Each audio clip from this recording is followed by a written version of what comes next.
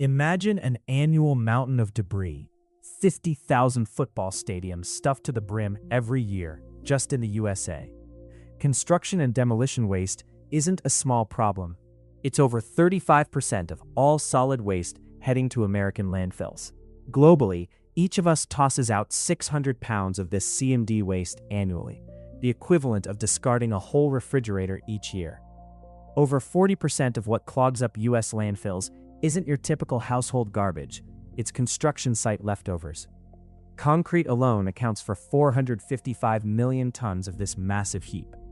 We're talking about lumber waste from US construction that could actually build 80,000 new homes every year, essentially throwing away entire towns worth of shelter. The carbon footprint from all this discarded material is like adding 35 million extra cars to the road. You think your trash can is full? The average American generates twice as much C&D waste as they do their regular household garbage. In 2018, the US EPA tallied the national total at over 600 million tons. Globally, the building sector is the hungriest beast, consuming a staggering 40% of all raw resources we pull from the planet. This practice, often called value engineering, is just a fancy term for using cheaper, unrecyclable materials. What we're discarding isn't just trash, it's actually treasure.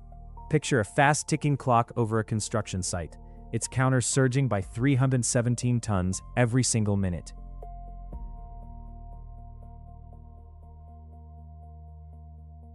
Demolition alone is responsible for 70% of all construction waste.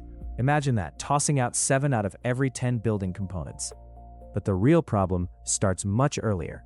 Contractors regularly overorder materials, sometimes by 10 to 20%, a buffer they see as cheap insurance rather than future garbage. Perfectly good material then becomes certified waste, especially those offcuts. It's like 1 in 5 pieces of lumber or drywall ending up too small to use. New construction itself generates about 20% of this waste, with renovations adding another 10%. Consider one NYC skyscraper renovation that alone produced 13,000 tons of debris, enough to fill 400 semi-trucks, and that was just for one building's facelift. Then there's the packaging. Construction sites churn out 4.5 million tons annually, enough to wrap 45,000 jumbo jets. Project schedules often prioritize getting things done over managing waste, leaving hardly any time or budget for proper sorting. So wood, metal, plastic, and concrete often get dumped together on many sites, making separation for recycling completely uneconomical. A tiny bit of drywall can contaminate tons of aggregate, rendering it useless for recycling. Studies even show that up to 30% of materials arrive damaged, heading straight for the landfill before construction even begins. It really makes you wonder if efficiency is even a primary construction goal.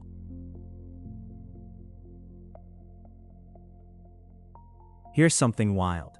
For many construction firms, dumping waste in a landfill is actually 2 to 3 times cheaper than recycling it.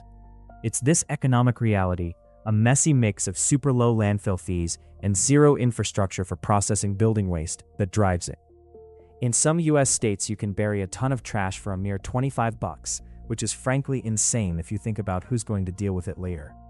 Meanwhile, trying to recycle faces a wall of problems.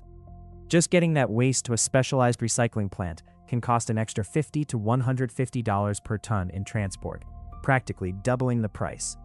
And finding these dedicated C&D recycling plants, there are only about 200 across the entire USA, far fewer than we actually need. This scarcity means less than a quarter of US towns even have one nearby, leaving builders in vast recycling deserts. Plus, the energy and labor to turn old concrete into new building material often costs more than just digging up fresh stone. Buyers also don't always want recycled stuff, either thinking it's lower quality or because new materials are just cheaper. A lot of places also don't even require builders to separate their waste, so all sorts of junk can go straight to the landfill.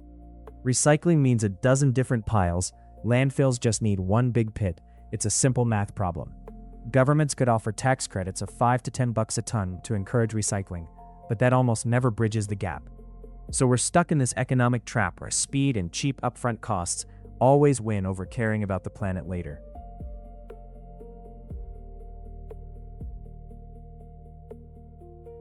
Globally, the building sector is a powerhouse of emissions, spewing out a staggering 39% of all CO2.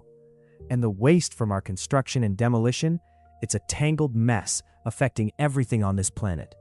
This debris swallows up over 40% of all landfill space, forming artificial mountains destined to outlive us by thousands of years. Take the Puente Hills landfill in Los Angeles, now closed, which holds 130 million tons of trash, a monument so vast it's visible from space. That's enough compacted junk to construct a 10-foot-high wall all the way from New York to Los Angeles. On new build sites, it's estimated 15% of all virgin timber delivered becomes waste before it's even used. For every single ton of cement we produce, almost a ton of CO2 is released. We're literally constructing our world with greenhouse gases. To haul America's 100 million tons of construction and demolition waste to landfills each year, we need over 3 million truckloads, a constant stream of exhaust fumes. We excavate mountains for materials, transport them hundreds of miles, use them briefly, then bury them in new ones. Efficient, right? From landfills, toxic leachate from things like drywall, treated woods, and old paint seeps into our groundwater, poisoning entire communities with lead and arsenic. Methane, a greenhouse gas over 80 times more potent than CO2, escapes as wood waste decomposes. And dust plumes from demolition sites can carry silica and asbestos, pushing airborne particles over 500% beyond safe levels. That's like breathing in the dust from 60 active construction sites all at once. This isn't a glitch, it's by design. The sector is responsible for a startling 39% of all energy and process-related CO2 emissions combined.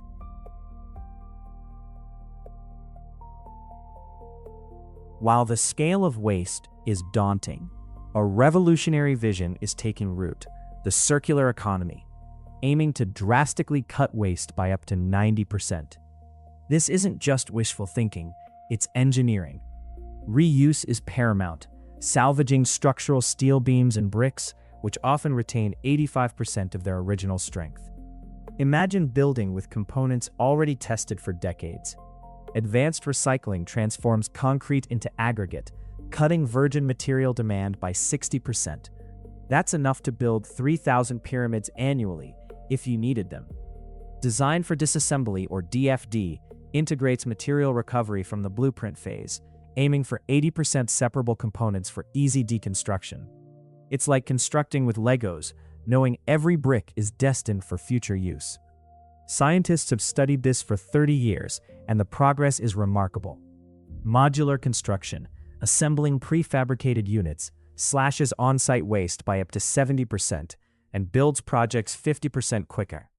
Even waste-to-resource facilities are transforming debris into new products, diverting 95% from landfills. Some even capture energy, powering up to 100,000 homes.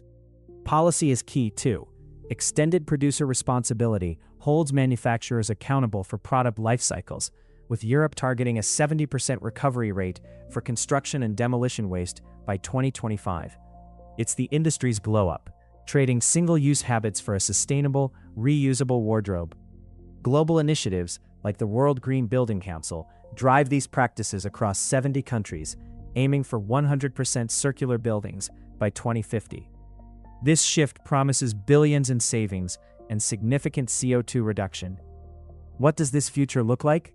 A city built not just for today, but designed to be continuously renewed.